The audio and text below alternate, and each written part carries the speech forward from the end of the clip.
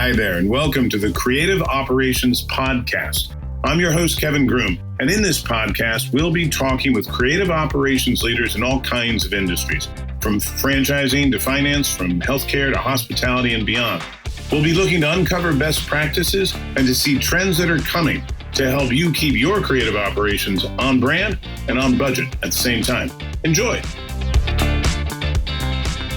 Hey there, everybody. This is Kevin Groom with the Creative Operations Podcast 2.0, and I am super psyched today to be speaking with Ashley Mitchell. She's the Senior Vice President of Marketing at Streamline Brands and has a ton of insights that we hope we can dive into that have to do with franchise communities, generally speaking, because Ashley manages 5 different brands, all in the franchise model, and so great expertise for us to take advantage of.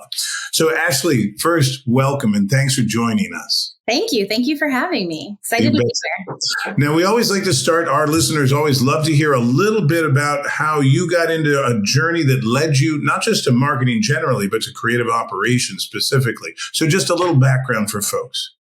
Yeah, so I grew up in the Metro Detroit area, went to school at Wayne State in downtown Detroit, and went to school for marketing. Actually was going for engineering, decided that was not the path that I wanted to take, fell into marketing. And then I started my career with a couple different marketing jobs, and then landed at the Walt Disney Company. And I was there for about 7 years. So I worked locally in Michigan and oversaw everything that Disney wanted to promote at the local level in Michigan and Northern Ohio. So did that for quite some time. And then I fell into franchising, as most people do. I started consulting for a franchise company that was based in Michigan when they were very small, emerging brand. I think I was like the 10th employee. Did that for a few years, did a small stint on the agency side, then got pulled back into franchising, actually moved to Pennsylvania for my next job in franchising, working for a company called Soccer Shots that has about 200 locations across the US and Canada, and then ended up at Streamline Brands with our 5 swim school brands that we have about a year and a half ago. So that's awesome. It's a great journey. And you know, the Walt Disney Company, that is an experience in and of itself. Marketing the mouse and doing so effectively and at scale is an art and a science and a constant legal struggle, I know. So you have my admiration for lasting in that environment with that kind of rigor for 7 years. Let me turn for a second to some of the topics that you raised in a recent interview with Entrepreneur Media. And by the way, folks, Ashley Mitchell was just named one of the 50 game-changing CMOs. So this is, if you take a look at Entrepreneur Media, it's a great article, and Ashley is good company and is in good company with those game changers. So the first thing I wanted to ask you about, you mentioned in that interview your drive to really refresh the brands with an emphasis on authenticity, with hundreds of locations to bring into this brand message real emotional appeal from real parents, real students, real instructors. My question for you from a creative operations point of view is, what kind of logistical challenges did that emphasis on authenticity bring for you? A lot. It is definitely a logistical challenge with 5 brands and all in different markets across the country. And we have a couple different models of our business. So we have some dedicated facilities that are like a SafeSplash standalone building that we own that's all branded inside. And then we have hosted facilities where we'll go into existing water. So that looks different everywhere. That could be in a hotel pool. It could be in a gym. It could be at a country club. So it looks different everywhere. So how do you take that look when it's so different? The experience is the same, but the look is so different, and translate that. So we have to make sure that every photo and video that we're taking, that we have something for everyone so that everyone can pull for what looks like their market, even if it's not. So making sure we have stuff for a hosted facility so that people don't just use photos from a dedicated facility and then a parent walks in and they're like, this isn't what I saw. Wow. So yes, a lot of logistical challenges. It's laying out shot lists, making sure that we have everything that we're capturing, and then also just letting it happen when you're there. Like when we're at photo shoots and video shoots, we don't stage what's happening because we want it to be real. So it's like, let's just run a lesson like you would normally run a lesson. And we're going to take photos and see what it actually looks like to capture how is the student interacting with the teacher? What's happening? What is mom's reaction to what's happening in the pool? How is the instructor, the smile they get on their face when they see a child accomplish something? All of those things, if we tried to stage that, you would be able to tell. And so we just run a lesson. And then there's obviously a lot of things after the fact that you have to go through the photos and make sure that what you captured is actually what you want. There's things that happen. Sometimes a kid doesn't do something exactly the way you want it to do. When you're working with kids in photo shoots, it's, you never know what you're going to get. So there's a lot of like after the fact combing through all of the material, seeing what we want to use, what we don't, how that translates into the larger messages we're trying to convey. It's so interesting that you mentioned these things, both having to do really with imagery. We spend a lot of time in digital asset management, and I think that DAM and creative operations are kind of merging into one big challenge, right? And you're talking about the association of an image with a specific location and or locations, and having the flexibility to guide users toward the photography that's going to work for them and away from the photography that might misset a consumer's expectations. Yeah. That to me is sort of a classic DAM problem. And then this notion too of shooting real time. Not staged, but shooting real time means from any given shot, you're going to end up with a lot of options and a relatively small number of carefully curated selects that you're going to use from that very large bin. And yet that very large bin might come in handy someday down the road. Yeah. Yes, I mean, definitely. Those are all assets that the brand is spending money on and now needs to store, archive, deploy appropriately. Do you find that you are running into those kinds of issues as you build up this new look and feel? Oh, definitely. And it's all about, I guess, part of the good news of it all. It's a lot of work, but we started from virtually scratch. We had some things before, but not a ton. And so as we're doing it, our goal is be as organized as possible so that we have everything separated. We don't, to your point, you never know when you're going to need those photos, even the ones that don't make it into the selects pile. So making sure that everything is separated and or categorized by what kind of a facility is it? What kind of a lesson is it? Is it a parent taught lesson where there's parents involved? Is it a competitive lesson where they're in the tanks? And, it's for a SwimLabs facility. What exactly is that photo bucket so that we can make sure that we have them all like ready to go if we need to pull something. And then also publishing the selects as organized as that as well for our communities so that somebody doesn't accidentally, when you have 5 brands and that you're managing, someone doesn't accidentally pull a SafeSplash photo for a Swimtastic because people in a Swimtastic market don't know what a SafeSplash is. So making sure that everybody has what they need and only has access to the things that they need is something that we're being very cognizant of. That's, as a sort of a denizen of the world of DAM, I can see the complexity that would arise. Do you guys use a DAM to solve that challenge? We are in the process right now of redoing all of our organization of materials to get to a better place in that, because right now it's a little bit, it's there. And then there's some like outliers of things that are just kind of floating around out there that we're like, we got to get this a little more organized. So we're in the process of figuring that all out and making it a little bit more user friendly for our franchisees. That's awesome. Well, I hope you'll keep us in mind as a resource. We love that kind of challenge. Let me turn to the next one. This is again something we've spent a lot of time around, and I think our listeners do too. In your entrepreneur article, you talked a lot about blending brand integrity and brand consistency. And clearly, you guys have to set expectations for consumers very, very clearly because you've segmented your category into different user experiences by brand.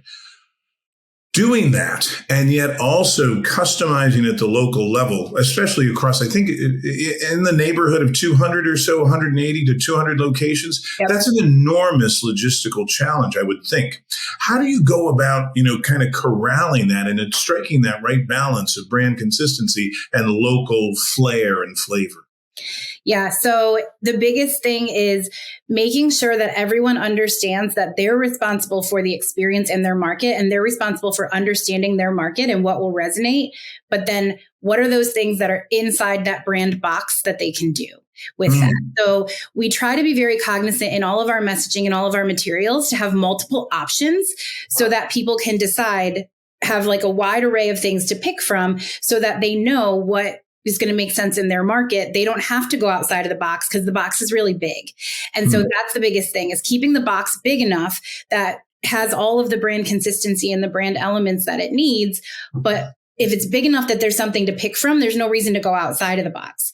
If you don't give them enough options, that's when the outside of the box happens. And that's when you get into trouble. And that's something I think that we're just very conscious of as we're creating everything is, yes, SafeSplash is SafeSplash is SafeSplash is SafeSplash, but there's going to be idiosyncrasies in what you're going to talk about in New York and what you're going to talk about in Florida, depending on the time of year. Like, we can't have messaging in January globally that says, come in from the cold. It's probably not that cold in Florida and Texas at that time. We can't talk about the snow on the ground, but we want to have those things available for the people that are in those cold weather markets. So it's making sure that we think of that. And the biggest resource that we have in that is our locations. Like, they know what is going on in their market. And that's something that we talk about from day one when somebody decides to open is, the thing that we need the most from you is you have to know and understand your market and be part of that community and that neighborhood, and then come back and tell us what you need, like, about that community and neighborhood and what's going on, so that we can give you what you need to support it. You raise a really interesting point. As I was doing my prep for this conversation, I noticed in one of your descriptions, you had talked about how you would furnish your local marketers with playbooks, so sort of the how-tos. But those playbooks, it sounds to me like, are the skeleton, and that you really need to clothe those things with local messaging, with local imagery, with local human beings who are really, creating the emotion inside this experience and really making the experience sticky. So that you hang on to your customers. Those two things, it seems to me, blend together really powerfully once you figured out how to do it at scale, which it sounds to me like you're just in the midst of doing. A fascinating and multi-year, I have to say, I would guess, multi-year journey that you're in the midst of. Yeah? Definitely. That's amazing. And across 5 different brands too, because just for one brand, at Marriott, where we spent a good bit of time, we've watched even one brand, let's say Courtyard, try to figure out how to blend that local and that brand message and really bring the two things together to life at the individual point of sale. And that's a journey that they've been going on. We've been working with those guys over 20 years. And while I think we've come an enormous distance from where we are now, we can see an enormous distance yet to go, and I think it just never stops because media keeps changing and technology keeps changing. And so you have to constantly be refreshing, not just the voice of the brand, but the balance of local and centralized messaging and assets. Definitely. And I think that's always the case, right? Like, to your point, like, things are always changing and there's always going to be so much more that you can grow.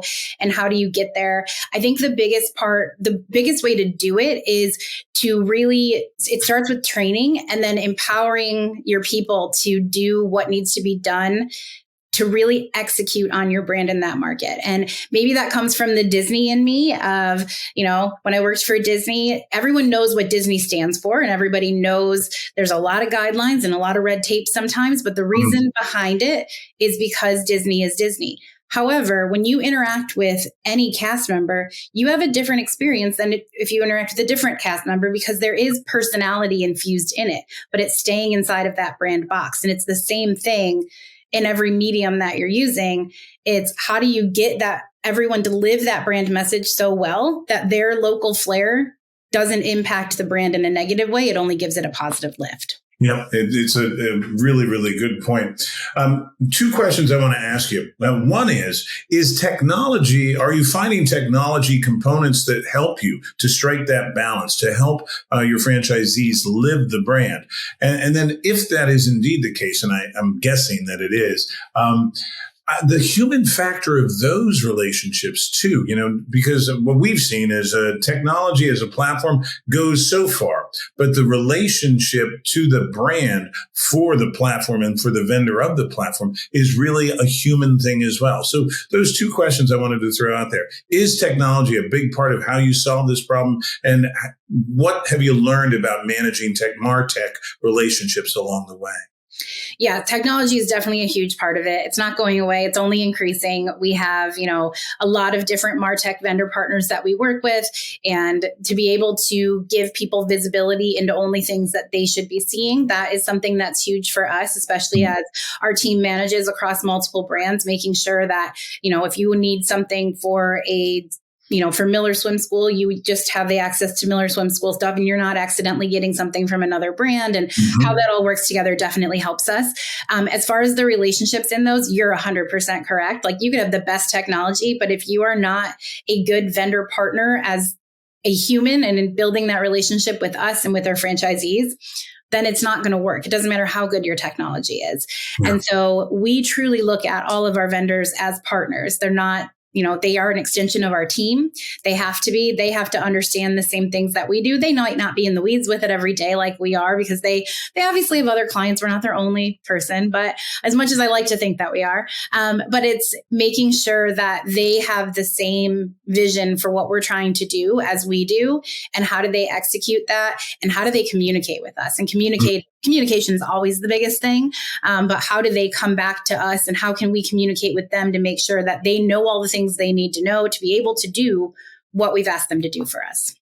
That's awesome. And actually, it's a great segue too, to this notion of vision, because where you are today and where you're going to be in 5 years. And I'm sure, I noticed in your background that you cover just an enormous array, not just the local marketing, not just the brand marketing, but M&A and franchise development, which is same assets, completely different purpose, completely different voice.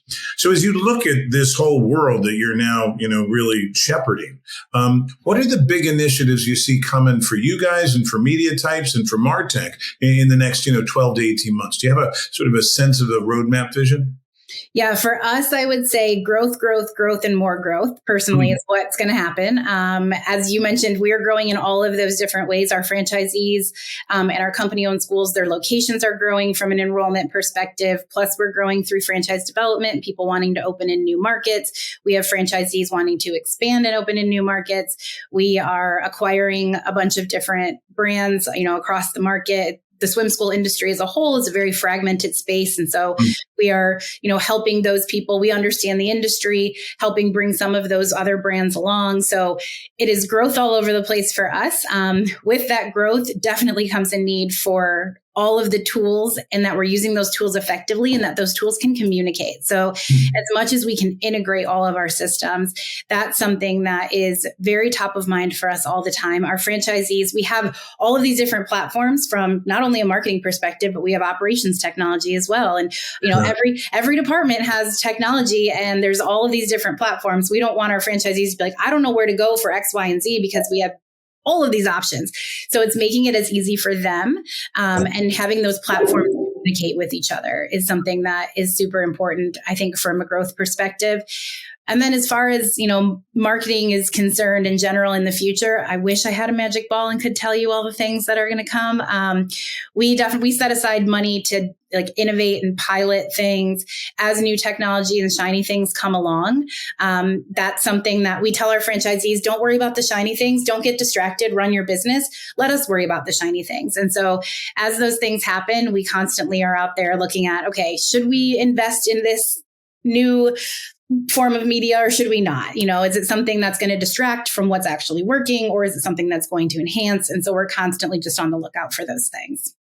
It's great to know. And I'm sure your franchisees feel supported in that, so they can focus on what's really going to drive the revenue dial for them. And of course, for you, and create my sense of franchisees. And, we probably work with 20 or 30 franchise brand families. But my sense of individual franchisees is a passion for the individual experience. That's what we've seen everywhere from, say, Chick-fil-A, where operators are only allowed to run one or perhaps two, locations, all the way up to the hotel business where we'll see franchise management companies that span dozens upon dozens of properties.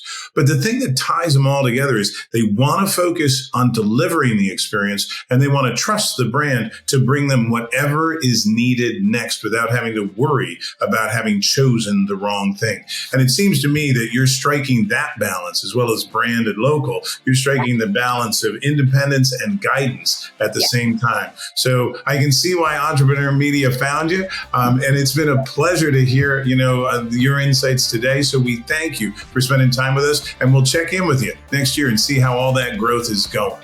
That sounds great. Thanks again for having me. You betcha. And thank you.